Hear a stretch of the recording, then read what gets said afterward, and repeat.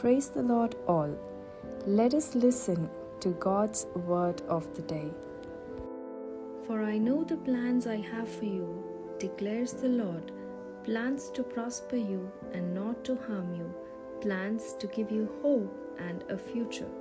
Jeremiah chapter 29 verse 11. ఈ దినపు దేవుని వాక్యము. నేను మిమ్మును గూర్చి ఉద్దేశించిన సంగతులను నేను ఎరుగుదును. రాబోవు కాలమందు మీకు నిరీక్షణ కలుగునట్లుగా అవి సమాధానకరమైన ఉద్దేశములే గాని హానికరమైనవి కావు. ఇదే యెహోవా వాక్కు. ఇర్మియా 29వ అధ్యాయము 11వ వచనం. आज परमेश्वर का वचन. क्योंकि यहोवा की यह वाणी है कि जो कल्पनाएं मैं तुम्हारे विषय करता हूँ उन्हें मैं जानता हूँ, वे हानि की नहीं वरन कुशल ही की है, और अंत में तुम्हारी आशा पूरी करूंगा.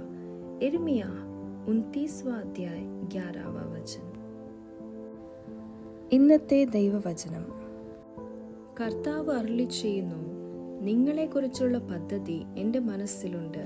നിങ്ങളുടെ നാശത്തിനല്ല, ക്ഷേമത്തിനുള്ള പദ്ധതിയാണത്. നിങ്ങൾക്ക് ശുഭമായ ഭാവിയും പ്രത്യാശയും നൽകുന്ന പദ്ധതി.